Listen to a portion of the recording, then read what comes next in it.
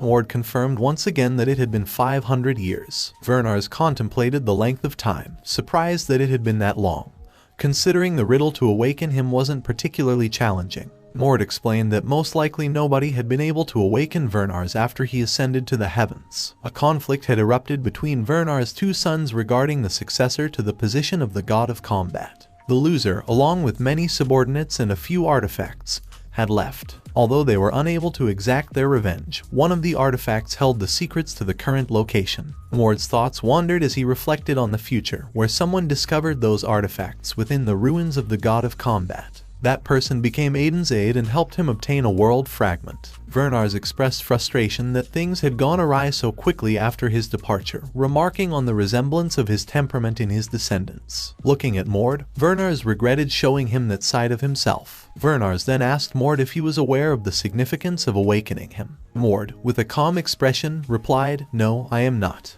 Vernars expressed surprise and questioned Mord's lack of knowledge and asked why he had spilled blood onto the stone. Mord explained that he had done so in order to obtain the world fragment. In his thoughts, Mord recalled Aiden from Magician who dominates the world having obtained the fragment in the same location.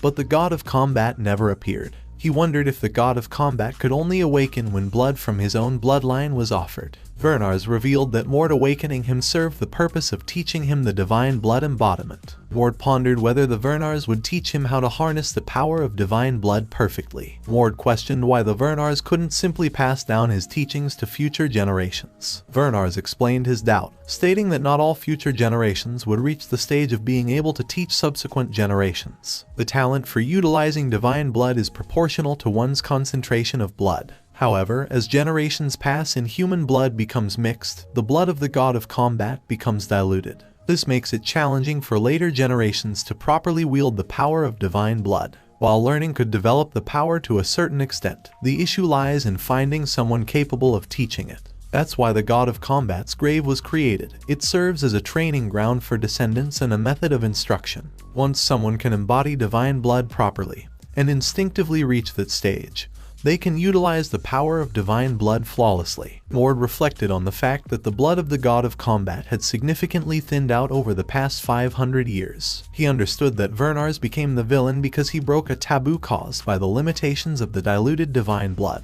Despite the challenges, Mord saw this situation as an opportunity. He realized that even if he could unleash divine blood, it would only be temporary. To fully embody divine blood, he would require extensive training. Mord expressed his willingness to undergo training and asked Vernars how he would teach him. Vernars smiled and replied that the method was obvious. They would fight repeatedly. Mord was shocked and confused, questioning the idea of learning solely through getting beaten up. He couldn't believe that there would be no verbal instruction, and that they would just engage in combat. Looking disappointed, Vernars commented on Mord's reaction, questioning the reliance on being spoon-fed everything in modern times, and expressing disappointment in his weak descendant. Mord exclaimed, concerned that he might die before he could learn, citing his recent broken ribs as an example. Vernars smiled and assured him that the pain would no longer be an issue. He revealed two pieces of good news: injuries and mana would regenerate instantly within their current area, and he wouldn't be Mord's opponent. Before Mord could fully comprehend the situation, the massive statue broke, revealing a young man emerging from it. Mord observed the young boy and realized that he was the 10-year-old god of combat. Noting that the boy's hair wasn't silver, Mord deduced that he hadn't reached the stage of fully utilizing divine blood yet. The god of combat, in his later years, had light gray eyes and silver hair when he unleashed the power of divine blood perfectly. Old Vernars addressed Mord, mentioning that he would have seen the young god of combat on his way to the current location. Skipping formal introductions, Old Vernars urged Mord to do his best in fighting the young god of combat, emphasizing that he was suited for the challenge. The young god of combat retorted to Old Vernars, questioning what he meant by suitable and expressing his belief that Mord wouldn't even withstand a single punch. Mocking Mord, the young god of combat taunted him, suggesting it would be embarrassing for Mord to be beaten up by a 10-year-old. Mord examined the young god of combat and wondered if he was truly claiming to be the 10-year-old god of combat. Despite the boy's overwhelming physique for his age, Mord maintained his composure. Addressing the young god of combat, Mord asked if he had come to fight with his words alone. Mord activated his divine blood and boldly stated that empty vessels make the most noise, instructing the young god of combat to prepare for the fight. He challenged the boy to unleash his divine blood. Confident in his own physique, Mord believed he had the advantage. The young god of combat responded, expressing his disinterest in using divine blood and asserting that if he were to use it, Mord would die. Mord, determined not to let the young god of combat's words be empty lies, attacked with full force. However, moments later, Mord found himself lying on the ground, realizing that the young god of combat wasn't bluffing. The young god of combat questioned whether Mord was truly a descendant, remarking on his weakness. Old Vernars pondered why Mord couldn't land a hit even after unleashing his divine blood. Mord, feeling embarrassed, reflected on his inability to last even 10 seconds in the fight. The young god of combat speculated that Mord lacked experience in fighting, while old Vernars concluded that they needed to teach him how to fight. Mord acknowledged his lack of fighting knowledge, stating that he had never learned how to fight. Old Vernars found it strange that Mord, being his descendant, had never been taught how to fight. Mord then shared the difficulties he faced and the way the Vernars' blood was managed, providing insight into the family's practices. Expressing his discontent with the way the family was run,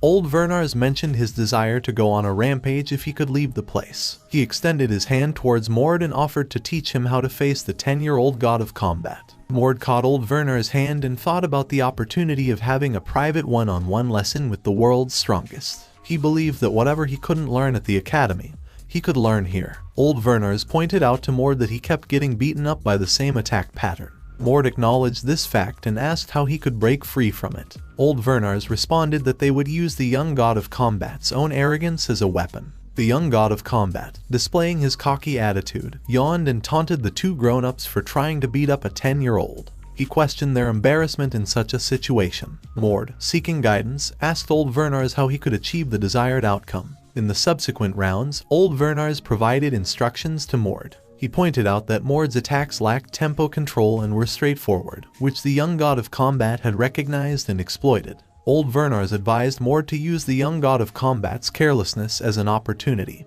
and change the trajectory of his punches. In round 74, Mord attempted to implement Old Vernars' advice, but the young god of combat swiftly kicked him, sending him flying. However, the young god of combat intentionally hit the wall around Mord's head, mocking him and asking if he was scared. Mord remained silent, frustrating the young god of combat, who taunted him further, suggesting that Mord was upset because his attack had failed. Despite the taunting, Mord realized that in this round, he had managed to touch the young god of combat, indicating progress in his learning. In round 272, Mord sought further guidance from the god of combat, asking what he should do since changing the trajectory wasn't working. Old Vernars responded with a cryptic statement, saying that an opening isn't created but made. As the fight continued, Mord's perception sharpened, allowing him to anticipate the young god of combat's movements and counters. When the young god of combat attacked, Mord suddenly jumped up, surprising him. Realizing his mistake, the young god of combat cursed. Mord took advantage of the opening and launched his attack, slamming his hand onto the ground. Old Vernars smiled, acknowledging Mord's ability to put his learning into action. Mord, in turn, smiled as he finally landed a punch. However, the atmosphere suddenly shifted as tremendous pressure emanated from the young god of combat. He was engulfed in a massive amount of mana, indicating a significant increase in power. He commented to Mord that it seemed like he was getting used to the fight and declared that he no longer needed to hold back.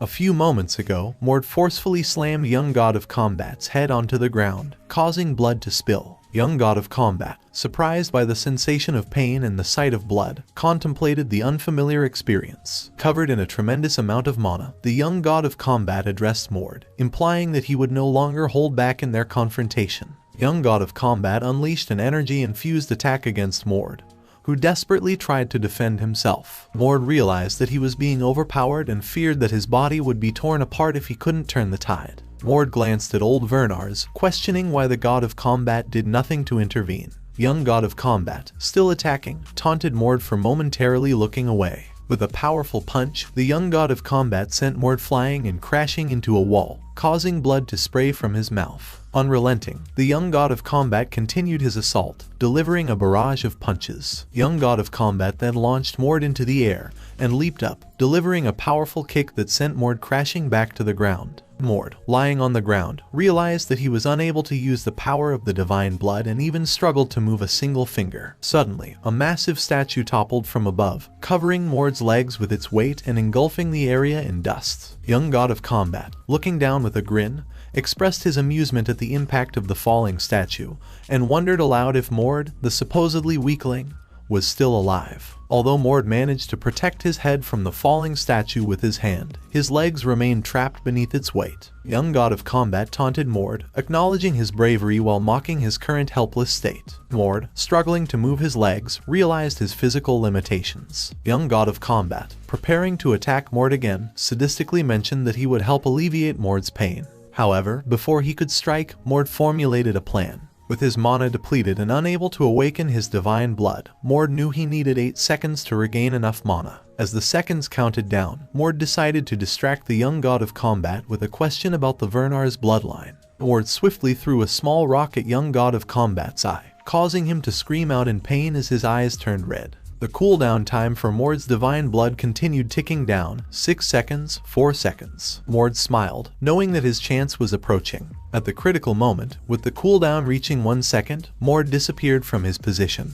causing young God of Combat powerful punch to land on the ground, creating a massive hole. Mord reappeared behind the young God of Combat, swiftly launching an attack and reminding him of his earlier threat. Mord landed a blow on the young God of Combat's face, preventing him from retaliating. Mord, filled with satisfaction, acknowledged that he had successfully landed a strike on his opponent. But Mord was shocked when the young God of Combat remained unharmed and commented on the perceived weakness of Mord's punch. Young God of Combat then grabbed Mord by the neck, preparing to strike him and claiming he would show Mord what he needed to do. Filled with worry, Mord questioned if he had bitten off more than he could chew. However, old Vernars intervened, ordering the young God of Combat to stop. Mord was sent flying back suddenly, and as he got up, he couldn't believe what had just transpired. Old Vernars had halted young God of Combat's punch. Young God of Combat, confused and frustrated, questioned old Vernars' actions, arguing about their roles. Old Vernars reminded him that their purpose was to teach their descendants and that the training was over. Young God of Combat, reluctantly deactivating his divine blood, acknowledged his understanding of the situation.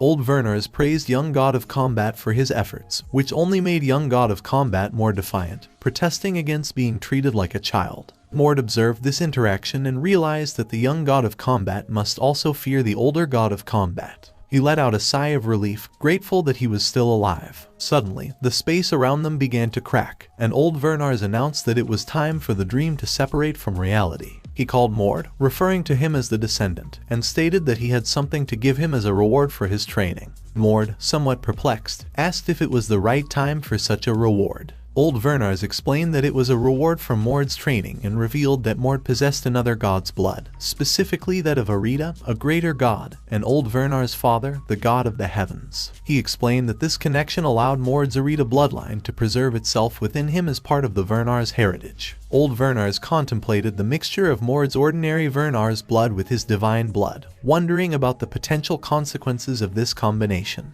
He then placed his finger on Mord's forehead, granting him the blessing of the God of Combat as a reward. With this blessing, Mord would be able to awaken the authority associated with the body of the God of Combat. Mord, intrigued by the term body of the God of Combat, realized that it had never been mentioned in Magician Who Dominates the World. As the space continued to crumble, old Vernars informed Mord that this was all he could do for him and bid him farewell, mentioning that they would meet again soon. Old Vernars then instructed the young God of Combat to say goodbye to Mord. Mord surmised that the young God of Combat was still angry and acknowledged that his pride must have been wounded by being defeated by someone like himself. Addressing young God of Combat, Mord explained that his perception had been colored by encountering weak individuals before meeting him. However, he recognized that the gods of combat would be different. Mord expressed gratitude for the lessons learned and expressed his desire to see the young god of combat again in the future. Young god of combat responded with a dismissive tone, remarking that stating the obvious was unnecessary. He informed Mord that there were a few more sites left behind by the god of combat, apart from the grave. Since it seemed to be the end of their current encounter, he encouraged Mord to search for those sites. Mord accepted the challenge and affirmed that he would indeed explore those sites. Mord woke up, questioning whether everything he had experienced was just a dream.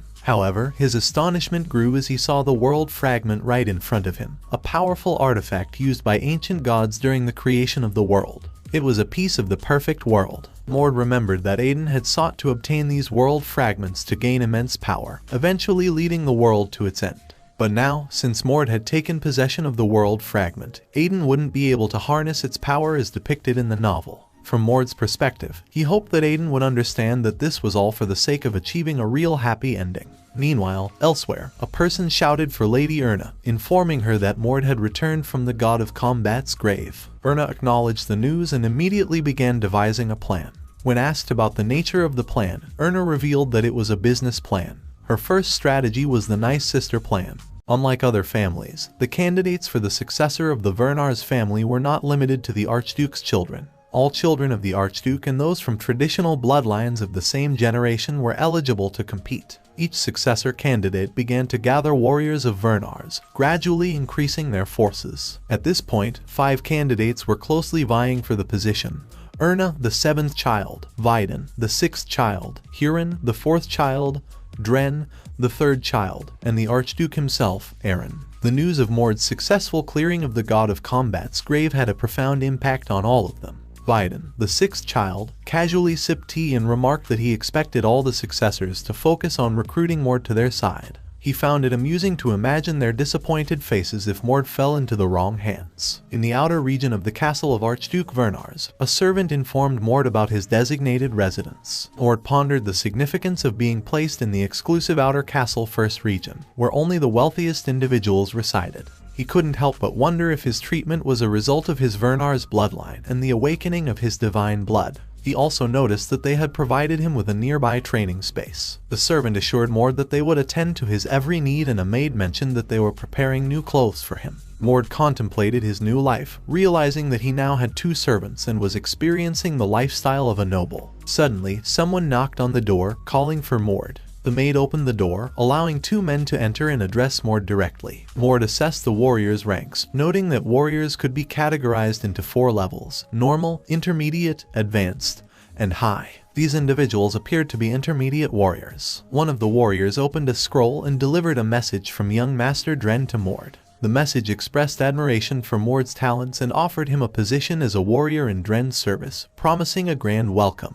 The warrior closed the scroll and remarked that Mord should consider himself fortunate to receive such an offer. To the warrior's surprise, Mord responded by asking who young Master Dren was. He couldn't remember the details due to the numerous successors and magician who dominates the world. He only remembered about the candidates who had managed to survive 7 years later. The warriors became visibly embarrassed and exclaimed angrily at Mord's apparent ignorance, accusing him of starting trouble. Suddenly, a voice interjected, asking if Mord was familiar with young Master Vidin. The 2 warriors turned their attention to the source of the voice and recognized him as Waltz. Mord observed their reactions and deduced that Waltz was also an intermediate knight and likely associated with young Master Vidin, the 6th candidate. Mord also sensed something extraordinary about Waltz, possibly beyond the Vernars bloodline. Waltz confirmed that he was there for the same reason and engaged in a taunting conversation with the warriors of young Master Dren. The warriors from Dren's faction insisted that they had arrived first and demanded that Waltz leave. Worse, with a smirk, taunted them for prioritizing order over strength, implying their inferiority as warriors. Enraged, one of the warriors threatened Waltz and suggested going outside to settle the matter. However, Waltz cut him off and provocatively insinuated that he would gladly accept any challenge. He suggested that defeating the warrior would serve as a lesson for Mord's benefit. If the warrior lacked confidence, Waltz advised him to retreat and report his failure to his master. Both warriors shouted their anger at Waltz, vowing revenge for his actions. Mord observed their departure and realized that they were powerless against Waltz. It became evident to him that not all intermediate warriors were on the same level of skill and strength. Waltz then turned to Mord and introduced himself. Mord called him Sir Waltz, but then he questioned if he should call him a senior. They shook hands, and Waltz expressed his belief that a warrior's true ranking should not be determined solely by age or rank, finding it amusing to honor someone simply based on seniority. Mord agreed with his perspective and proceeded to inquire about the benefits he would receive if he were to join Vidin's side. Waltz declared that he would do whatever it took to bring him to his lord, even if it meant beating him to a pulp. He cautioned Mord about staying grounded in reality despite his excitement over defeating an older opponent. Mord realized that Waltz had come to fight him and surmised that his intent was to forcefully take him to his lord. He considered this to be an opportunity to assess the impact of his training with the god of combat. Mord accepted Waltz's challenge, and after a few moments, both of them stood on the training ground. Mord asked if Waltz needed any weapons, assuming that he was not a Vernars bloodline descendant. Waltz's hands began to emit mana as he explained that he did not use swords and possessed something far stronger. Surprised, Mord exclaimed, "Impulse Gauntlet." Waltz then informed Mord that he had heard about his narrow victory against the instructor, utilizing his divine blood. He claimed that the Impulse Gauntlet was an advanced skill that beginner warriors like Mord could never imitate. Thus, he believed Mord's chances of defeating him without using his divine blood were non-existent. However, in the next moment, Mord's hands also became enveloped in a bluish mana, shocking Waltz. This time it was Waltz who exclaimed in disbelief, recognizing Mord's impulse gauntlets. He questioned how he had learned the skill within 4 days, finding it impossible to believe. Mord disappeared from his position and reappeared right in front of Waltz. Mord threw a kick at him, who managed to dodge it. Mord swiftly threw another punch, but Waltz managed to dodge it too. But the impact of Mord's punch created a large hole where it landed. Waltz realized that Mord was not only fast but also incredibly strong. He acknowledged that Mord had grown much stronger than he had heard, questioning whether it was possible to achieve such growth in just 4 days. He speculated that Mord must have been hiding his true strength. Impressed, Waltz exclaimed that he had underestimated Mord. However, he was taken aback when he saw Mord covered in mana, amplifying his power. Mord looked at Waltz and declared that it was too late for him to be surprised, stating that their encounter was just a warm-up. Waltz was astonished by the amount of mana Mord possessed, finding it impossible for him to have barely defeated Instructor Daisley with that level of power. He questioned why Mord had hidden his true strength during their fight. Mord contemplated Waltz's disbelief and decided that he had no reason to explain himself. However, he knew the 2 factors that had contributed to his rapid growth. The first factor was the blessing of the body of the god of combat, which not only granted him authority but also brought out his innate talent. As a result, both his physical abilities and mana grew dramatically. The second factor was using the world fragment as a mana source. Drawing from his memories of magician who dominates the world, he was able to figure out how to use it. Although he hadn't utilized the world fragment yet, he found it intriguing to see Waltz's reaction. Waltz acknowledged that Mord refused to divulge further information but stated that it didn't matter in the end. He admitted underestimating Mord's strength and proclaimed that he would now show his true powers. Suddenly, a red aura enveloped Waltz, surprising Mord. Waltz began to transform into a wolf-like creature. Mord realized that Waltz was a lycanthrope, a being afflicted with the full moon curse. While most individuals affected by the curse transformed and attacked humans under the full moon, those who had overcome the curse could harness its power at will. These individuals, with their fused human and beast form, were known as lycanthropes. Waltz, in his transformed state, looked at Mord and asked if he was ready. Mord noticed a significant change in Waltz's size, which surprised him.